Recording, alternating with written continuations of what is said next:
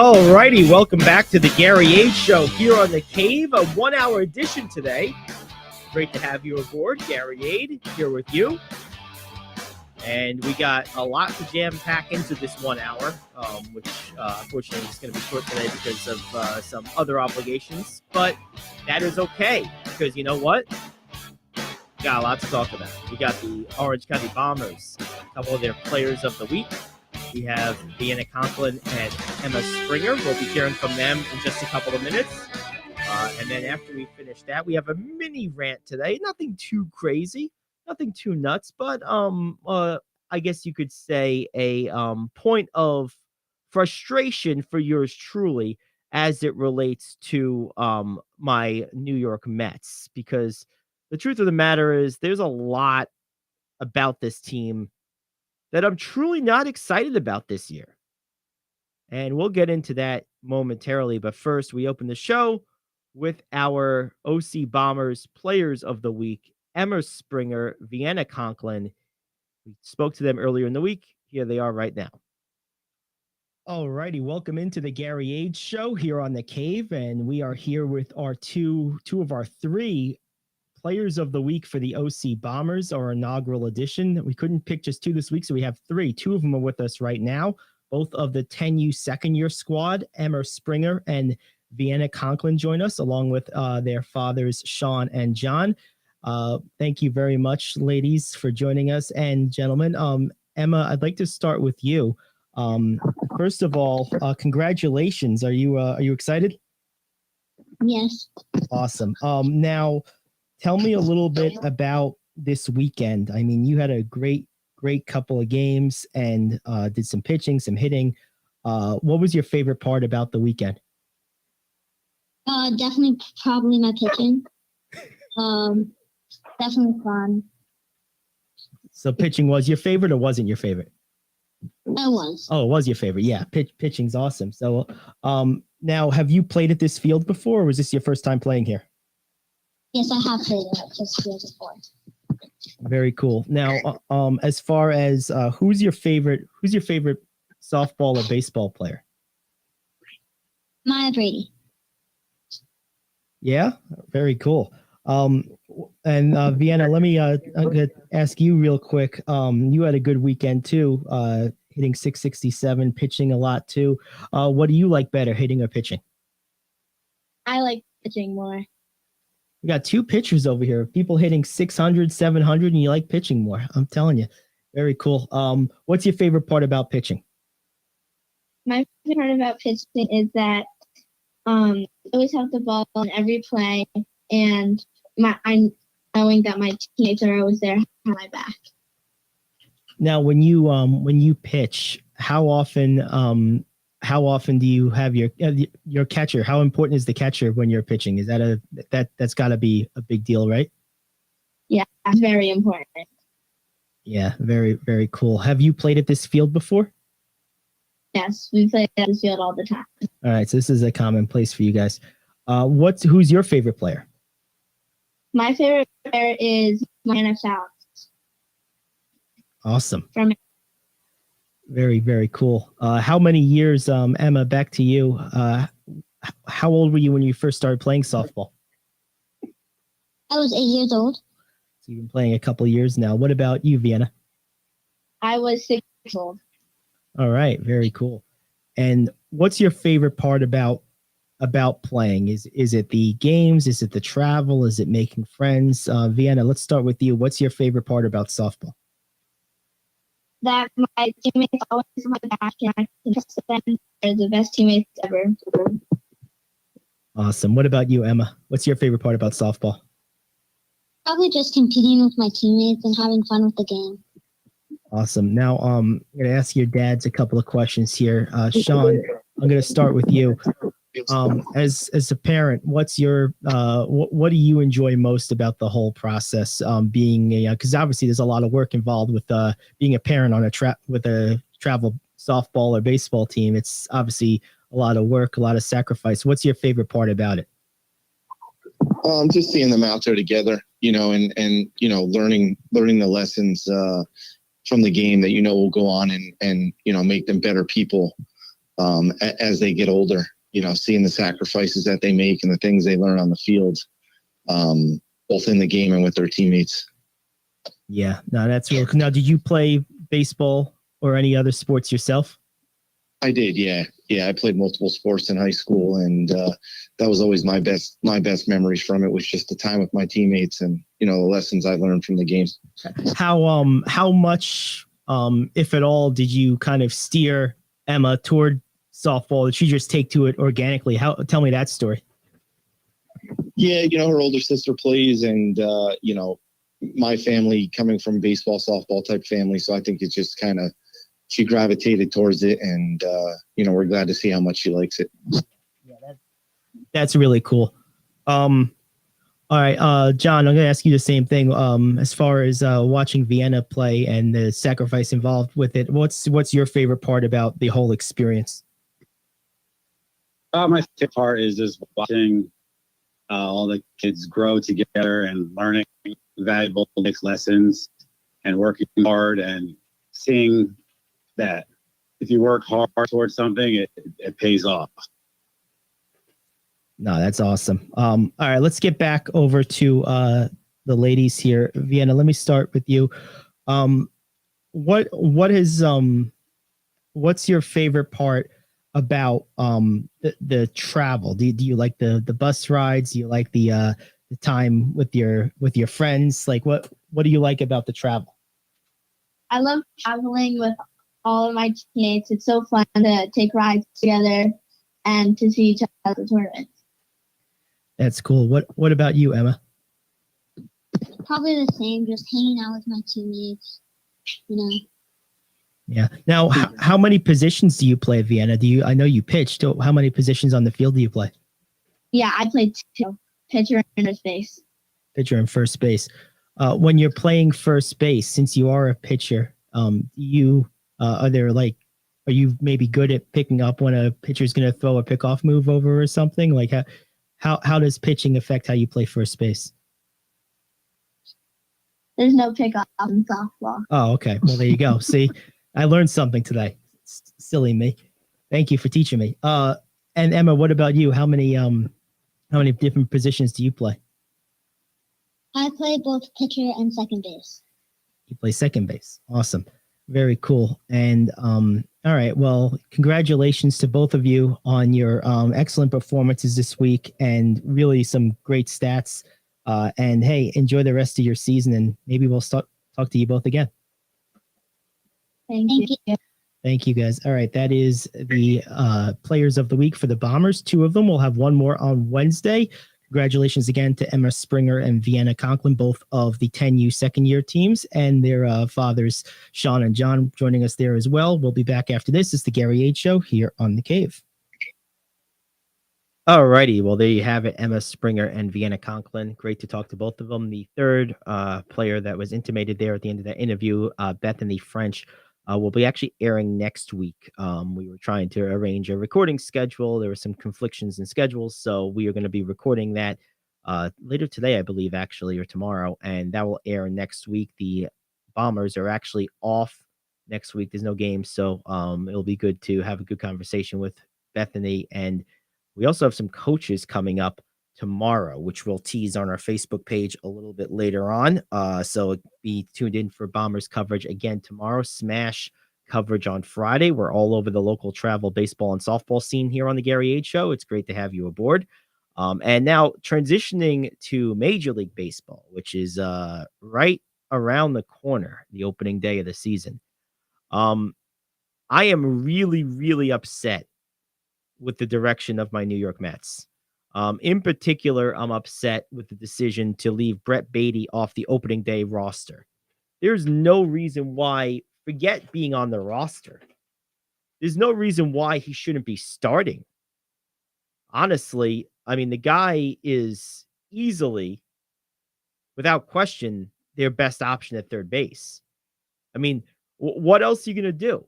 You're going to go forward with a guy in Escobar who barely hit 200 last year. I know he had a nice hot end of the season in September, but is that really what we're going to do? You're not going to platoon him, at least. You're not going to, maybe play him as a situational DH or maybe platoon here and there. Like, you're just going to leave Beatty off because of what?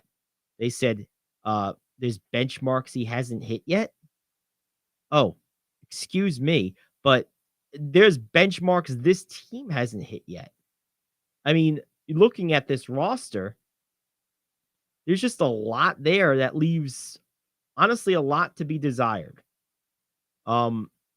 Essentially, you have basically nothing in terms of third base help. After you didn't get Correa, I've been saying for a couple of years now, the Mets need a power hitting third baseman. And I thought they had him. They don't now. And now they're going to leave off the one guy that might give them some chance to do that. I'm sorry, but everyone talks about this giant payroll they have. My question is, to what end? I mean, where's the money going? I mean, I don't want to dismiss this team as if it's a bare cupboard, but there's a lot lacking for a team with a payroll as large as the Mets payroll is. That's all I'm saying. This lineup is top heavy. There's question marks about the pitching, depth for sure. And let's be honest. I mean, the other thing, I'm not really concerned about this because I think they're both great, but the age of Verlander and Scherzer has to worry you. At least you have to think about it. You have to be aware of it. Worry is the wrong word, but you have to be aware of it, right? I mean, I am. I mean, at that age, anything can happen. Anything can go wrong. Anything could change. I mean, I don't know, man.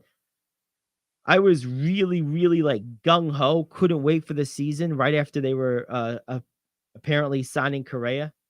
And now I'm a little nervous.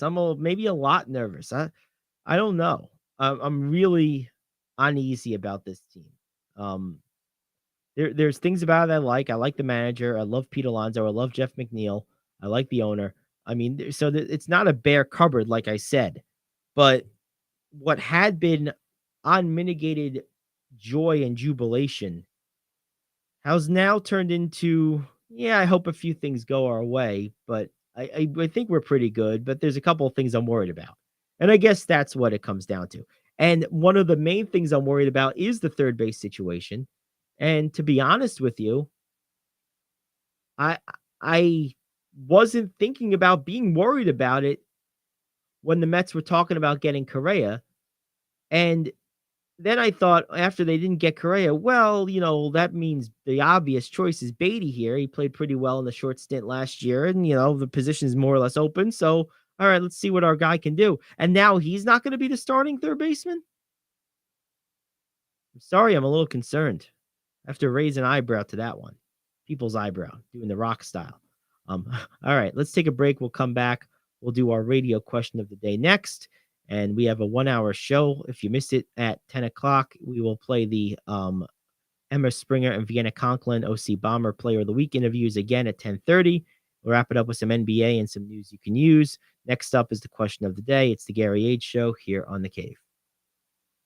Coffee Lovers Middletown is now officially home to the home run of our favorite beverage, Days Coffee. Days' patented blend contains approximately 85% less caffeine than other coffees, which makes it better for you, yet unlike decaf coffee, still gives you that great pickup and tastes amazing.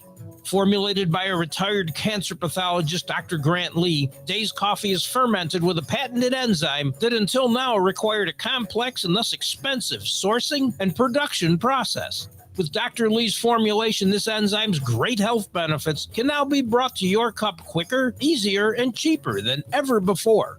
Here's how you get a hold of this game-changing cup of joe. Go over to radioonlydeals.com and get a $4 gift certificate to Days Coffee for just $2. That's radioonlydeals.com to buy your single-use digital gift certificate for Days Coffee. Radioonlydeals.com. That's radioonlydeals.com. Enjoy the preferred coffee of the Gary Ayd Show. Enjoy Days Coffee. California is the only state in the union that does not regulate athletic trainers. I am KO, back in 1 minute with your sports question of the day. If you have diabetes and you're on Medicare, you may qualify for a free continuous glucose monitor system. Managing your diabetes is crucial to your health. All right, so apparently we've already played that one. User error. I did not load the proper update into the system. That is my fault. Let's do that real quick. Now, I'll say this. I think for me, one last thought on the Mets. As I think Boomer Esiason has said this, I've heard this from a couple of people. Pressure is a privilege. Having the weight of expectations is probably the only reason why I'm as nervous and unsettled and uneasy as I am about this team. In another year, like let's say you had this team 3 years ago, 2 years ago, 3 years ago. You would have been falling off your chair with excitement because the relative expectations of the team on their most recent experience prior to that year, 3 years ago, would have been zero. So you would have been really pumped. Now we've had a couple of years, the Mets have had a couple of years of pretty good success. Got a sense last year of kind of coming up short, kind of tripping the finish line a little bit, so to speak, at the end of the season, losing to the Braves in that division, which they had no business losing. And you kind of feel a little bit of unfinished business and that you're right on the doorstep. And then when there's things that go so badly wrong, and then you see other things like this Beatty situation that are, from your perspective, maybe mismanaged, because of the expectations, it upsets you and it becomes a bigger deal. So like the saying goes, expectations and pressure are a privilege. It means that you're good. So that's one positive way of looking at it, I guess. All right, here's the right question of the day. Oregon has announced emergency legislation to address bad fan behavior. I am KO, back in 1 minute with your sports question of the day. You've been working hard, doing the right thing and paying your taxes and putting your hard-earned money in the Medicare piggy bank all your life. And now it's time to break the piggy bank and get something back. Medicare. If you didn't know it, Medicare is health insurance for people over 65, and you've paid for it with your tax dollars. Medicare plans now have more benefits than ever. That's good news, especially if you're like me and looking forward to paying as little as possible for good health insurance. Call and find out what Medicare plan is best for you. Save your time. It's valuable. We've already done the research for you. And in one quick phone call, you can learn how to get the best Medicare plan designed exactly for you. Hey, it's one of the most important decisions in your life. Let us help you through it. Here's our number. Call 65 Plus Medicare now at 855-301-5506, 855-301-5506. That's 855-301-5506. Oregon lawmakers are seeking a new way to address bad fan behavior. Their plan is to punish college coaches and athletic directors. The Oregonian reports Oregon House Bill 2472 is seeking 1-week suspensions for coaches and ADs at the state's public universities. Targeted behavior will include the use of derogatory or inappropriate names, insults, verbal assaults, profanity, or ridicule in violation of equity-focused policies. Question: do you think bad fan behavior should be addressed by punishing coaches and athletic directors, or by punishing those who behave badly? This is the dumbest thing I've ever heard. I mean, leave it to a state like Oregon to come up with the most ridiculous rule that it just is so misplaced.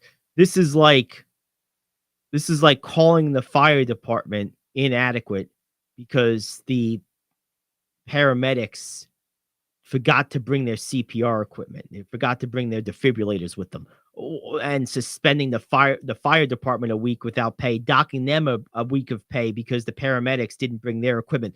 What planet are these people from? Seriously. Okay, fan behavior is a problem, supposedly. And times it is. I don't know that's any more of a problem now than it's ever been. I just think people are just uber sensitive these days. There's a lot of focus on things. And so consequently, it becomes more of a story. But fine. You want to try to make it better? Cool. I'm down with that. I'm always down to improve things. But if the problem is the fan behavior, Why are you punishing the coach and the AD? That makes no sense. You know what this is going to lead to? This is going to lead to no fans. Maybe that's what they want. They want a return to COVID, no fans. They can't use COVID anymore, so they're trying to come up with something else. This is garbage, man. It's trash. It's an absolutely horrible idea. You're punishing the wrong people. And by the way, the idea of fans being inequitable or something, what does that even mean? It is bureaucratic garbage speak to mean, well, if it offends me, who happens to be in a position of authority, I'm going to get this person kicked out or whatever, and then we're going to suspend the coach. Well, how long do you think the coaches and their ADs are going to accept getting punished for other people and accept losing money because of other people, because of an arbitrary ruling by some bureaucrat, before they just say, we're not going to allow fans anymore? How long do you think that's going to take? A year? Maybe. No more. I mean, that's insane. This happens 3, 4, 5 times. It's all over with. Man, these autocrats, these big organizations, they are dangerous. Big time dangerous. They really are. This is so bad for society, because the problem is, it'd be one thing if some kooks in Oregon, but the problem is there is a massive influence in this society of precedent. The second there's new precedent set, other people are going to copy this. This is going to become a model for other schools, other agencies. Wouldn't surprise me if you started seeing, rumors about something like this in the NBA. LeBron's talked about it before. Russell Westbrook's talked about it before. There's been others who have intimated the fans are too close. They have too much access. They have too much this, that. I've even heard players say, it might have been LeBron, it might have been someone else, I forget exactly, but something to the effect of, we should go back to having no fans. I mean, this is going to snowball to some degree or another if it's allowed to go through in Oregon. It is. There's no question about it. And it's dangerous. It's stupid, it's dangerous, and it's just nonsensical. That's the biggest thing. It doesn't make any sense. So you're going to punish the proposal here is to, if a fan misbehaves according to whatever nebulous code of conduct they supposedly look to adhere people to, if a fan violates that, you're going to suspend the coach or the AD without pay for a week. Great. Got it. Makes a ton of sense. What a stupid thing. Just idiotic. Really just dumb. Man, this is high level stupid. And you know what? The other thing about this is, to qualify on this level of stupidity in this day and age is quite an accomplishment. Because honestly, most of the time, there's so much dumb stuff going on in the world these days, it doesn't qualify as newsworthy or eyebrow raising. This is a special type of stupid. And I just can't believe it. It really is crazy. It truly is crazy. So, hey, that's how it goes, as they say, right? What a bunch of trash.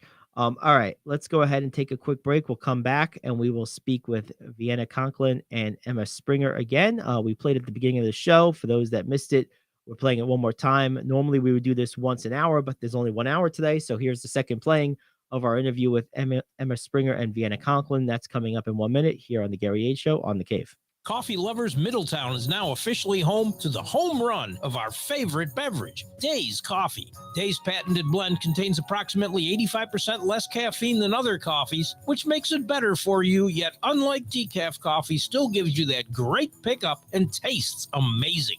Formulated by a retired cancer pathologist, Dr. Grant Lee, Days Coffee is fermented with a patented enzyme that until now required a complex and thus expensive sourcing and production process. With Dr. Lee's formulation, this enzyme's great health benefits can now be brought to your cup quicker, easier, and cheaper than ever before.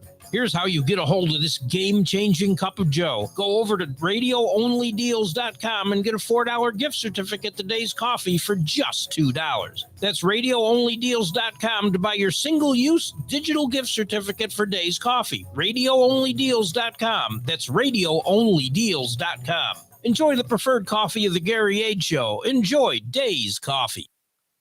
All righty, welcome into the Gary Ayd Show here on the Cave, and we are here with our two of our three Players of the Week for the OC Bombers, our inaugural edition. We couldn't pick just two this week, so we have three. Two of them are with us right now, both of the 10U second-year squad. Emma Springer and Vienna Conklin join us, along with their fathers, Sean and John.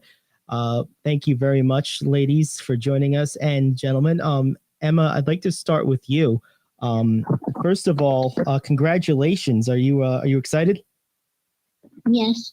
Awesome. Now, tell me a little bit about this weekend. I mean, you had a great couple of games and did some pitching, some hitting. What was your favorite part about the weekend? Definitely probably my pitching. Definitely fun. So pitching was your favorite or wasn't your favorite? I was. Oh, it was your favorite. Yeah, pitching's awesome. So now, have you played at this field before, or was this your first time playing here? Yes, I have played it just before.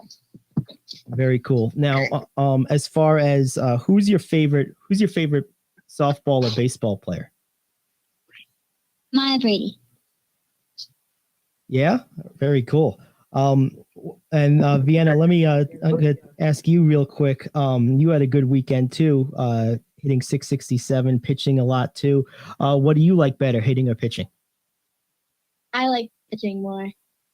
We got two pitchers over here, people hitting 600, 700, and you like pitching more. I'm telling you, very cool. What's your favorite part about pitching? My favorite part about pitching is that I always have the ball in every play, and I knowing that my teammates are always there on my back. Now, when you pitch, how often do you have your catcher? How important is the catcher when you're pitching? Is that's got to be a big deal, right? Yeah, that's very important. Yeah, very, very cool. Have you played at this field before? Yes, we play at this field all the time. All right, so this is a common place for you guys. Who's your favorite player? My favorite player is Mariana South. Awesome. From Very, very cool. How many years, Emma, back to you. How old were you when you first started playing softball? I was 8 years old. So you've been playing a couple of years now. What about you, Vienna? I was 6 years old. All right, very cool. And what's your favorite part about playing? Is it the games? Is it the travel? Is it making friends? Vienna, let's start with you. What's your favorite part about softball? That my teammates always have my back, and I can trust them. They're the best teammates ever. Awesome. What about you, Emma? What's your favorite part about softball? Probably just competing with my teammates and having fun with the game. Awesome. Now, I'm going to ask your dads a couple of questions here. Sean, I'm going to start with you. As a parent, what's your what do you enjoy most about the whole process? Being because obviously there's a lot of work involved with being a parent on with a travel softball or baseball team. It's obviously a lot of work, a lot of sacrifice. What's your favorite part about it? Just seeing them out there together, and learning the lessons from the game that will go on and make them better people as they get older. Seeing the sacrifices that they make and the things they learn on the field, both in the game and with their teammates. Yeah, no, that's real. Now, did you play baseball or any other sports yourself? I did, yeah. I played multiple sports in high school, and that was always my best memories from it was just the time with my teammates and the lessons I learned from the game. How much, if at all, did you kind of steer Emma toward softball? Did she just take to it organically? Tell me that story. Yeah, her older sister plays, and my family coming from baseball, softball type family, so I think it's just kind of she gravitated towards it, and we're glad to see how much she likes it. Yeah, that's really cool. All right, John, I'm going to ask you the same thing. As far as watching Vienna play and the sacrifice involved with it, what's your favorite part about the whole experience? My favorite part is just watching all the kids grow together and learning valuable life lessons and working hard and seeing that if you work hard towards something, it pays off. No, that's awesome. All right, let's get back over to the ladies here. Vienna, let me start with you. What is what's your favorite part about the travel? Do you like the bus rides? Do you like the time with your friends? Like what do you like about the travel? I love traveling with all of my teammates. It's so fun to take rides together and to see each other at the tournament. That's cool. What about you, Emma? Probably the same, just hanging out with my teammates, you know. Yeah. Now, how many positions do you play, Vienna? I know you pitched. How many positions on the field do you play? Yeah, I played 2, pitcher and first base. Pitcher and first base. When you're playing first base, since you are a pitcher, are you maybe good at picking up when a pitcher's going to throw a pickoff move over or something? Like how does pitching affect how you play first base? There's no pickoff in softball. Oh, okay. Well, there you go. See, I learned something today. Silly me. Thank you for teaching me. And Emma, what about you? How many different positions do you play? I play both pitcher and second base. You play second base. Awesome. Very cool. And all right. Well, congratulations to both of you on your excellent performances this week and really some great stats. And hey, enjoy the rest of your season, and maybe we'll talk to you both again. Thank you. Thank you, guys. All right. That is the players of the week for the Bombers. 2 of them. We'll have one more on Wednesday. Congratulations again to Emma Springer and Vienna Conklin, both of the 10U second-year teams, and their fathers, Sean and John, joining us there as well. We'll be back after this. It's the Gary Ayd Show here on The Cave. All righty, there we go. Good stuff. And thank you, everyone, for joining us. By the way, one thing that's cool about covering these young ladies is it's very, very cool to just hear how proud their parents are of them, and just it's just community, right? I mean, the whole thing is just, it's local, it's community, it's very real, it's very meaningful, right? To the kids, to the parents. That's the beauty of sports. We talked about that a lot yesterday, and it really is. I mean, at the youth level, there's a lot of life lessons, a lot of life development that goes on that really transcends in importance any type of on-field results. Of course, as Douglas MacArthur would say, there's no substitute for victory, because ultimately winning is a cement for sealing in confidence that is built or developed from good habits, good thinking, good mentorship. All of that stuff is a prerequisite for building confidence, but ultimately what will often seal confidence for someone in a particular activity is the ability to see success with it. And on a ball field, of course, success means winning, right? So it's certainly a factor, but at this age, at that level, there's so many other factors too that are, you could just hear it in these conversations. So it's a wonderful thing to be associated with. It really is. All right, we're going to take our last break. We'll come back. We'll do a little NBA, and we'll wrap it up with some news you can use. A 1-hour show here today. Back after this, the Gary Ayd Show here on The Cave.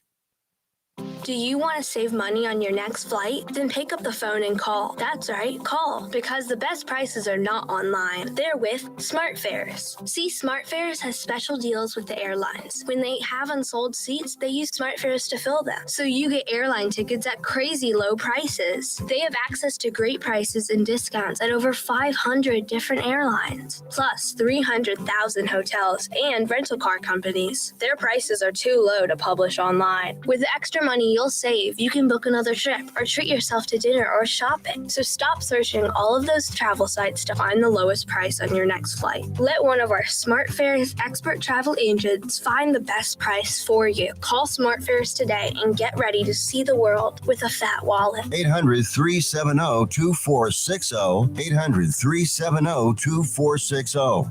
800-370-2460. That's 800-370-2460. Come on, you watch the news. Be prepared to pay more taxes. Then if you owe back taxes or haven't filed in a few years, get ready. The IRS, the largest collection agency in the world, will be coming after you with the power to collect taxes by any means they want to. Hey, they can freeze your bank account, your passport, even padlock your business. Oh, good times. Look, if the IRS claims you owe them $5,000 or more in back taxes and they're coming after you, don't panic. Call my friends at Get a Tax Lawyer first. Their job is to negotiate with the IRS and save you money. They're experts at it. That's all they do, and you can trust them. In some cases, they have reduced a $50,000 tax bill to less than $1,000. If you owe the IRS $5,000 or more in back taxes, call now for a free consultation. Call 800-649-8617. 800-649-8617. 800-649-8617. That's 800-649-8617.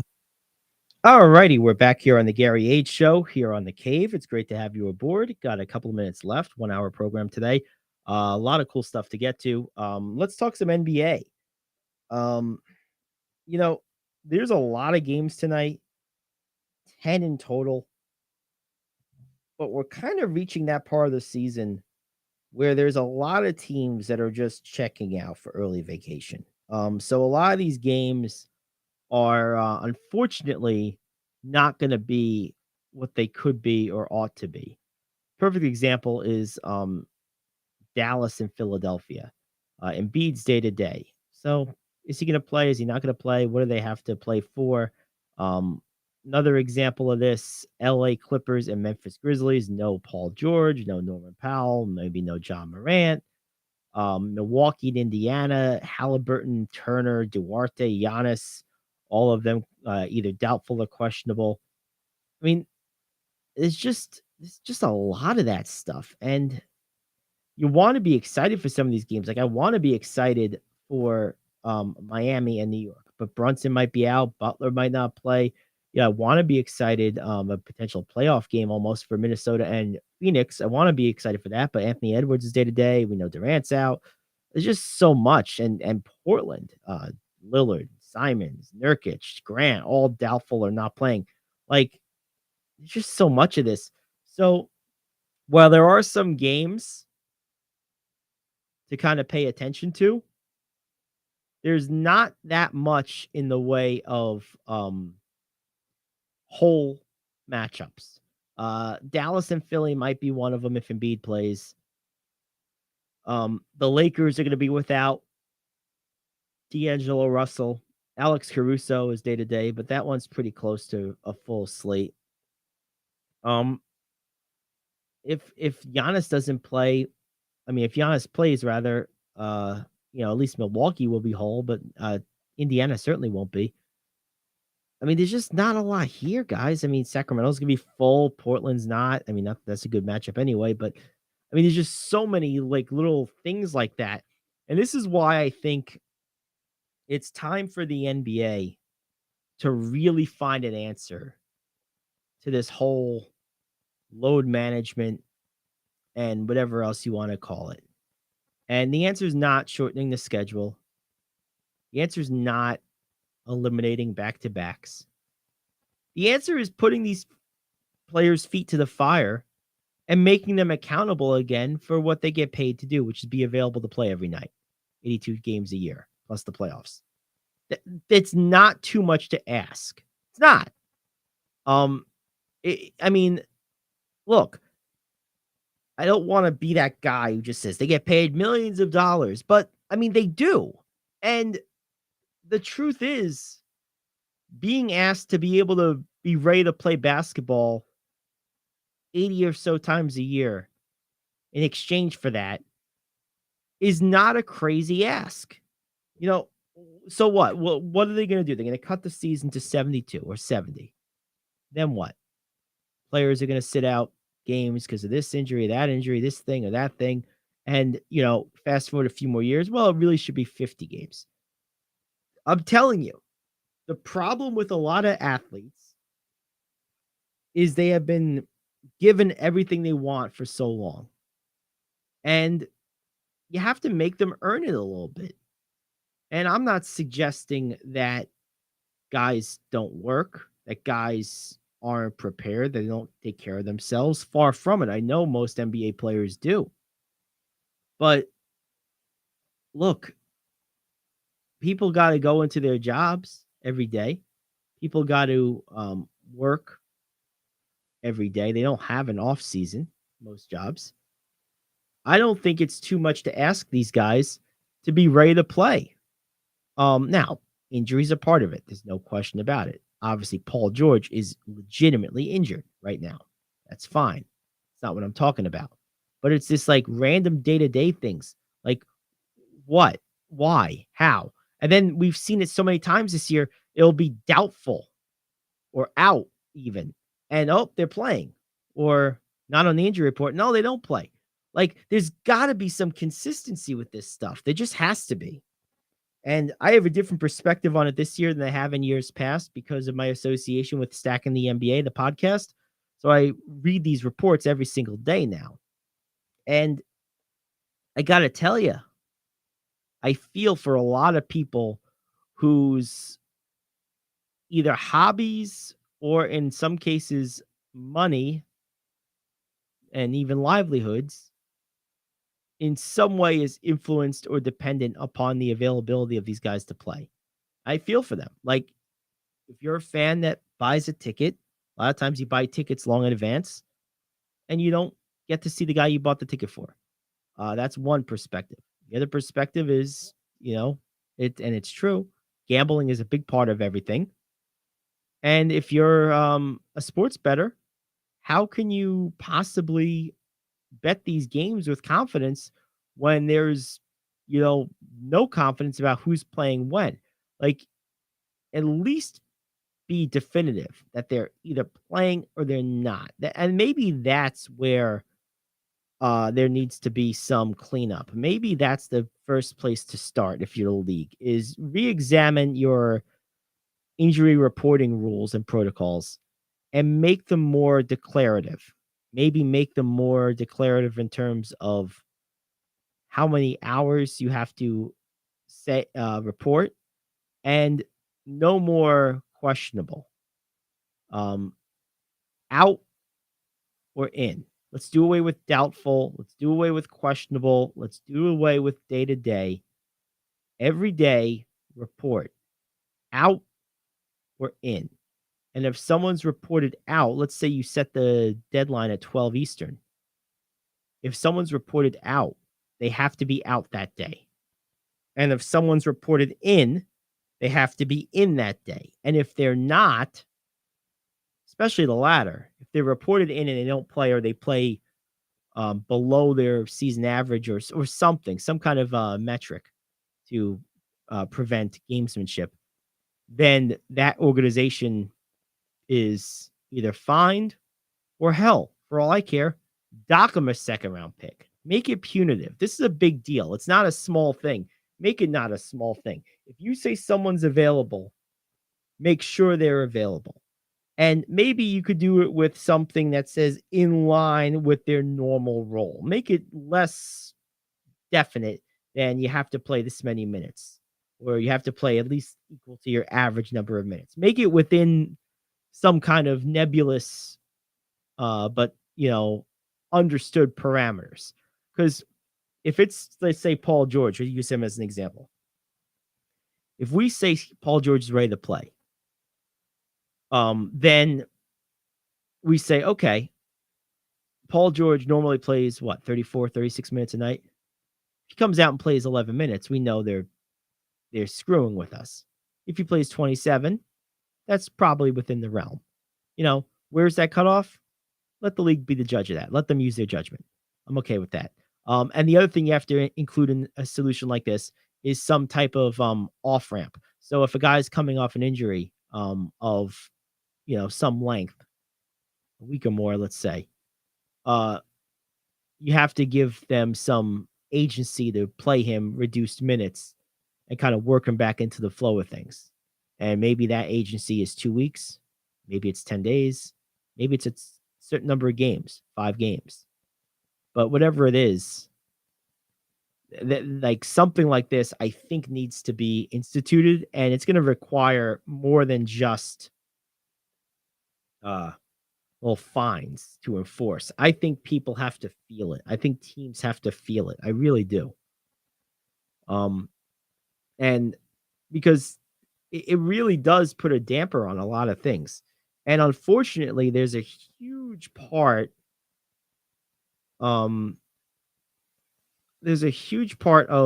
the NBA fan base which is now fractured. There's a huge part of the NBA fan base that are basically dug in their heels and only interested in 90s style basketball. And, Michael Jordan's the man. And, these kids are this and this guy is that and blah, blah, blah. And I don't know that you can win those fans back. But what you can do to win some fans back is begin taking public action that goes against the narrative that this loud group of old guys has kind of created, which is this idea that these guys are soft, and that they're lesser than their 90s counterparts. Because I don't believe that to be the case. Just like I don't believe them to be superior to players from previous generations, I don't think they're inferior either. Different style, different time period, but I don't think they're inherently inferior or superior. But what I do think is all these little out here, load management there, precautionary this, there, it does play into the convenient narrative that they are soft and weak and don't care and all of that other stuff. And if the league wants to disprove that and discredit that theory, the best way to do it is take public, loud action against this. And it's actually a favor being done for the players. And that's the way internally with the player leadership, the league needs to kind of sell this, is we're doing this for the players because it's your reputations that are getting dinged here. It's your posterity as a player that's getting dinged here if you're a player of note. Yes, the league has its interests, of course, too. But this is not just the league wanting to, crack the proverbial whip and get guys playing more. This is as much to do with player reputation as anything else. Because the truth is, the players that matter, the players that fans are disappointed when they buy tickets and they don't get to see them, the players that drive action at the window, the players that drive eyeballs to the television set for your network partners. We all know who they are. There's what? Maybe 60 of them in the league? 75 of them, maybe? 100 tops? Less than that. Probably somewhere between 60 and 75 players that really matter. Maybe less than that even. So this is not a applies to everyone equally type of thing. Now, the rule would apply to everyone equally, but the impact of it will be felt at the top, right? And so to me, if you position it as we're doing this because the players at the top, they're the ones who, in some cases, have legacies to be concerned about, have reputations, have their name is in the lexicon of conversation around best ever this or best ever that, right? So that stuff matters. I know everyone likes to pretend it doesn't. You can't compare eras. History's history. You got to judge them against the guys now. Blah, blah, blah, blah, blah. Spare me. We all know that matters. It matters in a real sense. I mean, why do you think Jordan still makes all the money he makes? Because he's still in that lexicon. It matters in a sort of societal sense for fans which means it matters for the league, which means it matters for the television partners, which means it matters. That stuff matters. Whether you like it or not, it does.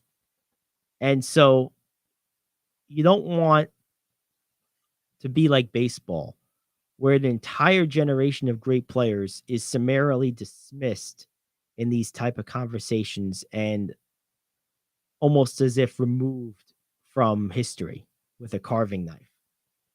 And that's the path with this sort of civil war I've described in the past with the NBA, with the old versus the young, the past versus the present. That's sort of the path they're on. And I think one of the ways to maybe begin bridging that gap a little bit, I don't know if you can fix it entirely, but one way you can bridge it is start getting more guys playing more consistently again. And I don't think that, again, like I said at the beginning, I don't think that's too much to ask. I really, truly don't. And that to me would be a good first step. Will they make it? We'll see. I know it's a concern in the league. I think there's even a lot of players that aren't happy with it. So, hey, we'll see. All right. Let's go ahead, and we got a couple minutes left here. We'll do a little news you can use. We'll wrap it up here at noon. One thing that I think is interesting, Robert Saleh was asked about a few players, Aaron Rodgers, Ezekiel Elliott, and Odell Beckham Jr. Let's hear what he had to say about them all. Let's start with Aaron Rodgers, because that's the one everyone's talking about. Can you tell us about the possibility of adding Aaron Rodgers? To be honest, I got nothing on that one, guys. That's the obviously he's still with another team, so I'm just not going to talk about it. Did you think you would had your quarterback thing resolved at this point? You'd always like to. Takes two to tango, so it's just it's a process. We respect the process, and whenever it gets done, it'll get done. That's a pretty good answer. I mean, he has to be careful about tampering, right? Talking about players on other teams, which Rodgers is still a member of the Packers as of now. So that was a fair answer, an expected answer. But the second part of that, when the reporter asked him a shrewd follow-up, which was this question about, would you have expected your quarterback situation to be resolved by now? Saleh said, hey, yeah, you would hope so. I mean, that's, it certainly would have been better, something like that. That's a good response. It really is. Good job by the coach there. Now let's hear his take on Ezekiel Elliott.